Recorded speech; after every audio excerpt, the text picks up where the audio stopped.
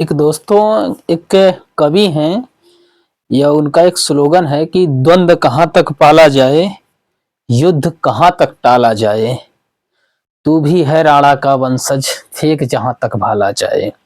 ये आखिरी स्लोगन जो है दोस्तों, बाजीराव द्वितीय जब वसीम की संधि करते हैं, जब लास्ट टर्म में जब आते हैं, अभी जब उनका युद्ध हो रहा है, तो ये स्लोगन हमने आपको बताने का प्रयास किया कि द्वंद्व कहाँ तक पाला जाए, युद्ध कहाँ तक टाला जाए, तू भी है राणा का वंशज, फेंक जहां तक भाला जाए। तो दोस्तों एक बार स्वागत है आपका ग्राउंड हिस्ट्री इंडिया में। दोस्तों हमारा जो टॉपिक चल रहा था आधुनिक भारत का इतिहास में, हम आपको मराठा साम्राज्य बता रहे थे। तो मराठा साम्राज्य का यह लास्ट वीडियो होगा दोस्तों। हम आपको तृतीय आंग्ल मराठा युद्ध बताने जा रहे हैं।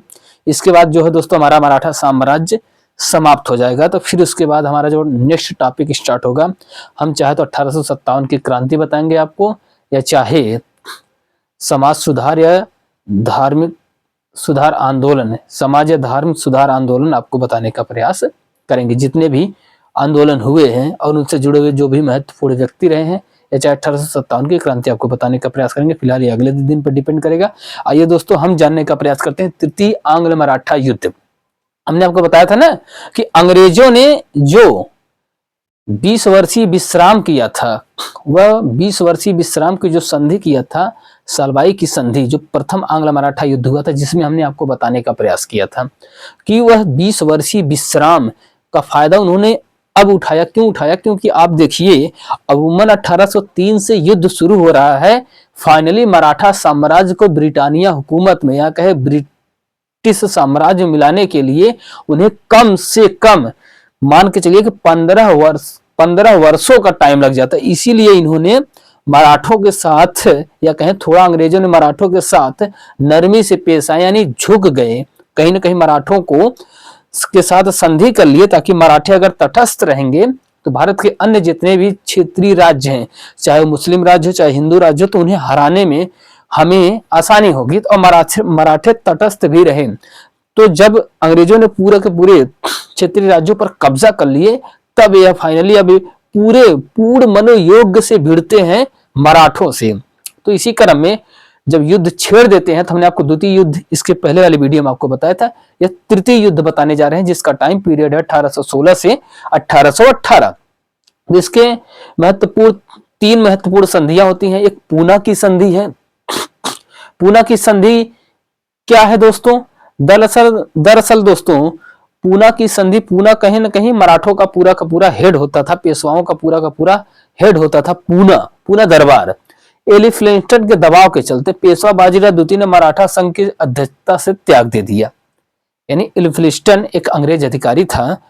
अब दबाव क्या डालते थे? इनका प्रयास यही था मराठा साम्राज्य को ब्रिटानिया हुकूमत में मिलाने के लिए पूरी तरीके से समूल नष्ट करना चाहते थे मराठा साम्राज्य को, और सफल भी होते हैं। तो एलिफिंस्टन ने दबाव डाला कि जो है आप मराठों के जो मराठा का जो संघ है, चाहे होलकर थे, चाहे सिंधिया थे, चाहे गायकवाड़ थे, चाहे भोसले थे, जो एक पूरा का पूरा मराठा संघ हुआ करता था, उस मराठा संघ का अध्यक्ष थे बाजीराव द्वितीय, जो पेशवा थे। तो इनके ऊपर दबाव डाल करके इन्हें अध्यक्ष पद से रिजाइन दिलवा दिए, त्याग दिलवा दिए अंग्रेजों ने। 4 लाख रुपए के बदले पेशवा का गायकवाड़ से सारे दावे खत्म कर लिए गए, इसीलिए यह शांत रहे। यानी 4 लाख रुपए के बदले में जो है गायकवाड़ के प्रति जो भी दावे थे वह पेशवा का खत्म हो गया, और गायकवाड़ भी शांत रहे।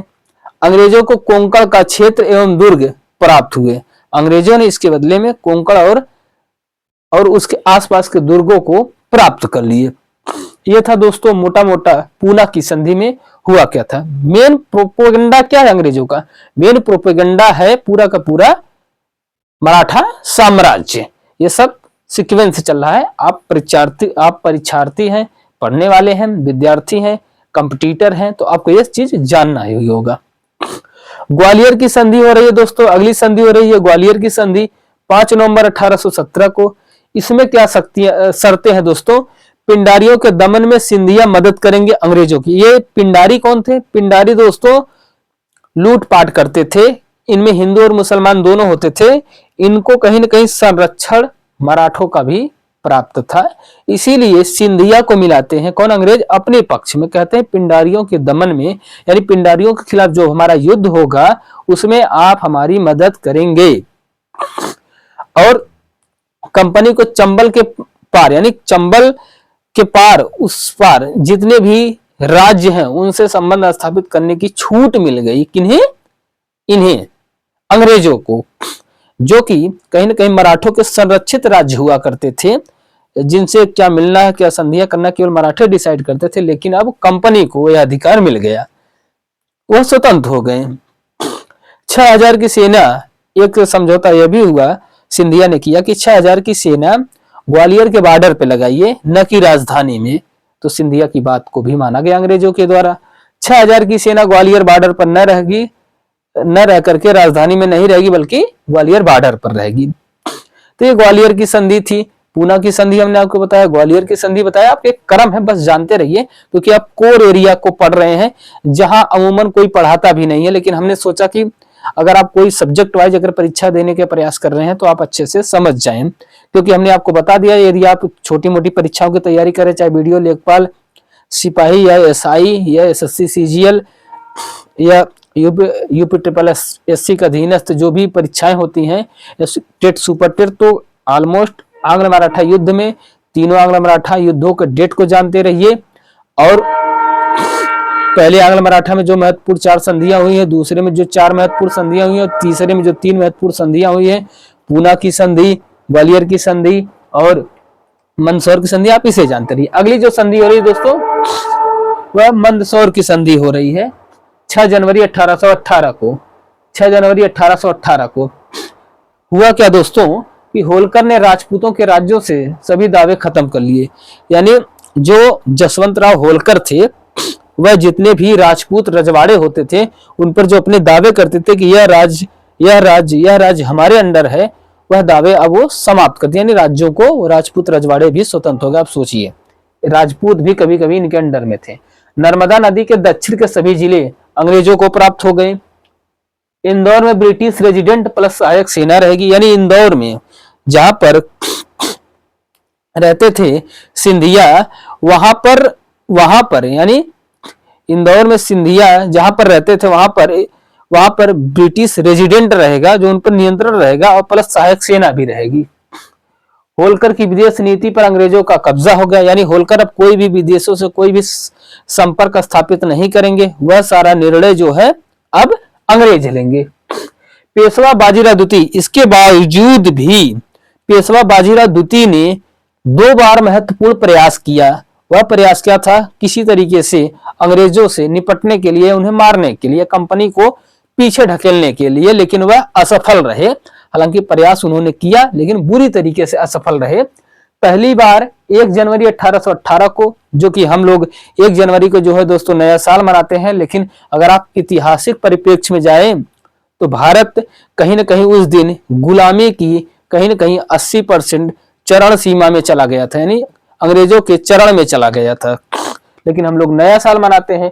पहली बार 1 जनवरी 1818 को कोरेगांव का युद्ध होता है, जिसमें पेशवा की हार होती है। दूसरी बार 20 फरवरी 1818 को अष्टी का युद्ध होता है, और इसमें भी पेशवा बाजीराव द्वितीय बुरी तरीके से हार जाते हैं। अब इनके पास केवल और केवल एक ही विकल्प बचता है, वह यह कि यह अंग्रेजों के सामने आत्मसमर्पण कर दे, या तो फिर लड़े, वीर गति को प्राप्त हो। लेकिन इन्होंने आत्मसमर्पण कर दिया। हुआ क्या दोस्तों कि 3 जून 1818 को, डेट याद रखिएगा, 3 जून 1818 को मैलकम के समक्ष पेशवा बाजीराव द्वितीय ने आत्मसमर्पण किया। कभी अगर परीक्षा में यह प्रश्न अगर पूछा जाए कि बाजीराव द्वितीय ने किसके सम्मुख आत्मसमर्पण किया था, तो मैलकम के सम्मुख 3 जून 1818 को आत्मसमर्पण कर देते हैं। लॉर्ड हेस्टिंग्स ने पेशवा का पद खत्म कर दिया। आगे चल करके जो अगला गवर्नर आता है, लॉर्ड हेस्टिंग्स ने पेशवा का पद को खत्म कर दिया और बाजीराव द्वितीय को 8 लाख वार्षिक पेंशन देकर के कानपुर के निकट बिठूर भेज दिया गया, जहां पर 1853 में बाजीराव द्वितीय की मृत्यु हो जाती है। यह था दोस्तों